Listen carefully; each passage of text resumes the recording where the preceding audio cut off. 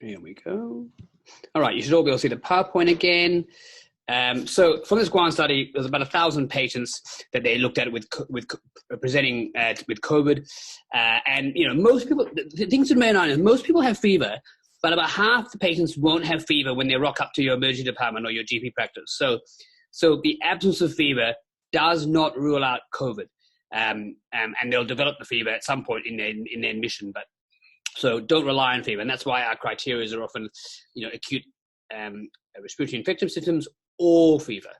A dry cough is one of the most common symptoms, and then other kind of non-specific things like fatigue and et cetera, et cetera, et cetera. Now, what's useful is that rhinitis and nasal congestion was only seen in 5% of that cohort. So, in an area where you don't have much COVID, if someone's just got a runny nose, they probably, they're very unlikely to have COVID. If you had a high endemic society like New York, you couldn't make that same statement.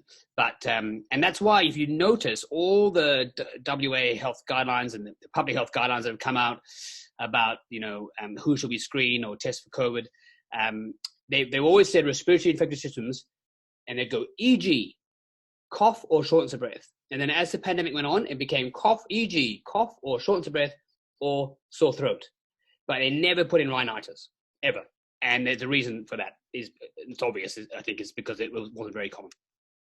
The mean incubation period is 5 or 6 days before when you get exposed and when you get symptoms, but it can be up to 14 days.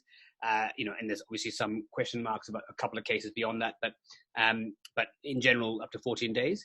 And that's and what's interesting about COVID, and it's different to influenza, is that it's a slow onset disease. So influenza, when people get sick, they get sick quickly, and they get hit hard.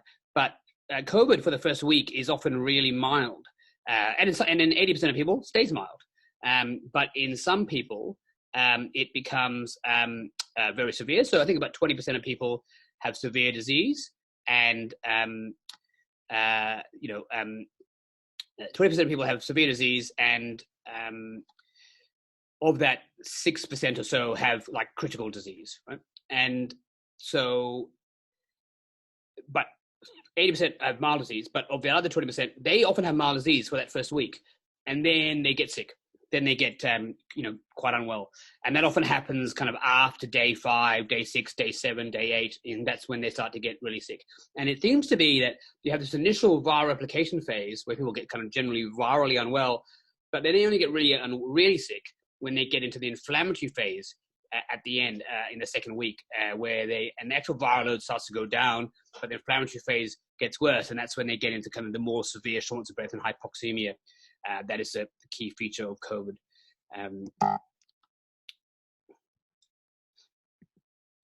And so PCR is what we've been using, but it's obviously got it's got a fairly high false negative rate in the sense of kind of somewhere between 20, we don't really know, but some reports are 20%, some say 30%, some 40%. And the reason we don't know is because we don't have a gold standard to check against, but it's at least kind of 20%. And where we found that is from doing CT scans on people who had negative PCRs who showed signs of disease that was likely COVID and then later tested positive. So we know it's probably at least 20% and could be higher.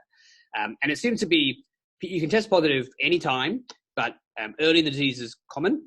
But also there are some cases of people with very severe disease in that second week of illness who they've swabbed and they've gone, they keep swabbing negative, but they've clearly got COVID from everything else that they're seeing. And they eventually test positive on some test. And they think it's because they've passed that viral replication phase and are now into that inflammatory phase where there can actually be less virus. And in some people, they don't get all the virus in the oropharynx and it's more down in their chest, and the swabs don't really reveal it. Now, we do have rapid point of care test kits that detect serology, IgM, IgG. They are kind of peculiarly banned in WA in a way that I've never seen before for any test. It's quite bizarre, but I think I assume the reasoning is they're worried that people would use them incorrectly and say, oh yes, you're negative for COVID, and send people back to work or community inappropriately. and like at work sites, etc. And obviously, being IgM and IgG, being serology, they're not going to get you're not going to get any antibodies for several days. So you need to wait till at least after day 5 for these to be very useful. And but some of them claim, as it says on the slide, to be very accurate after day 5. But this is all kind of small amounts of data, and we haven't really applied it in populations.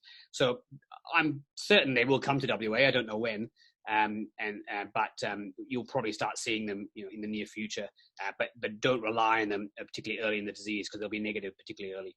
But I think we might see some combined testing with patients who are coming sicker later on after day 5, and it may also be useful to detect if someone's, had the disease or is immune, and that's still an open question about whether you become immune.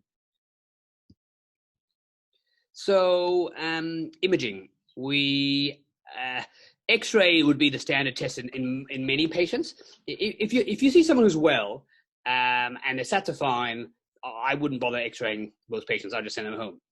But if your reason to suspect they may have pneumonia, or their sats aren't very good, or they're looking unwell or whatever, and you're thinking about admitting them, I think they probably need a chest X-ray as part of that workup and as a baseline. And that should largely be, I forgot to write this on the slide, but that should generally be a portable chest X-ray to avoid them passing their disease down the corridor to X-ray, etc. CT, however, is much higher sensitivity than both PCR or X-ray. It will pick up COVID in a lot more patients and very early on as well. But it's low specificity. What you see on CT could be any other viral pneumonia, or in fact, sometimes bacterial pneumonia. But there are some features that make you think it could be COVID. And then, but CT, again, has this risk of disease transfer when they're going down there.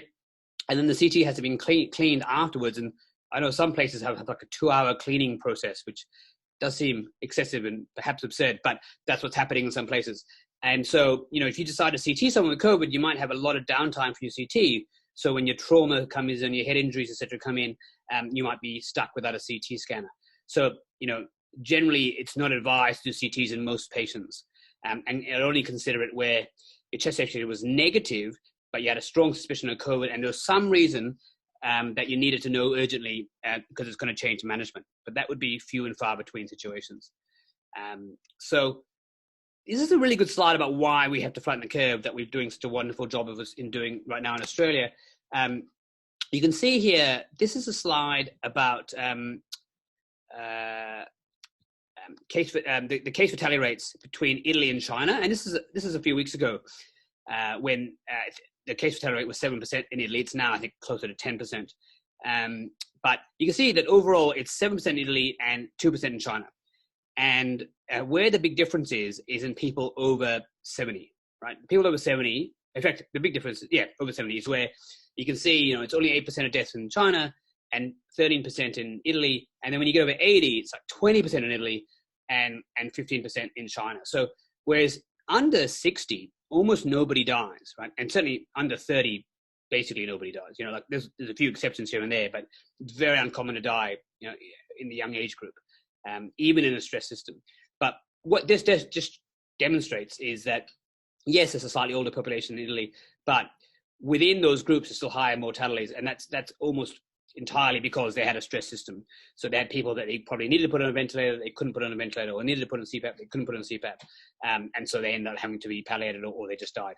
And that is the clearest example of why we are striving to flatten the curve, is because we want to be more like China. In fact, we can be way better than China in our mortality rates. It looks like we'll be under 1%, or we can be like Italy or the US, which is an unmitigated disaster. So now, this is the kind of key stuff in COVID, is how to manage hypoxia and respiratory failure. Before I start that, I'm just going to let everyone take an opportunity to ask any questions before we go on.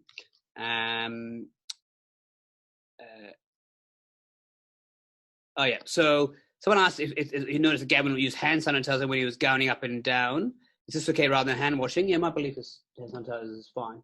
Yep. Yeah. So hand sanitizer is, in this scenario, equivalent and fine rather than hand washing. Hand washing is always superior if there's actually any actual soiled hands and dirt on your hands. And someone asked about what the recommendations for PPE for the concierge at the hospital entrance. Right, good question. I would probably be looking at just tier 1, routine care PPE, because you are just doing routine care. Now, there are some exceptions if you want to read the ASIM PPE guidelines, they've got I told you a couple of exceptions to the routine care, such as a very severely unwell, critically unwell patient that you're providing routine care for, or taking swabs from if they're severely unwell.